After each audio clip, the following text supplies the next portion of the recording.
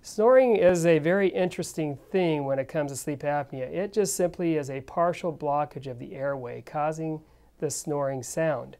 So that may or may not cause a lack of breathing. Sleep apnea is a cessation of breathing. Snoring is just simply a sound of a partial blockage, but it may or may not be affecting a person physically.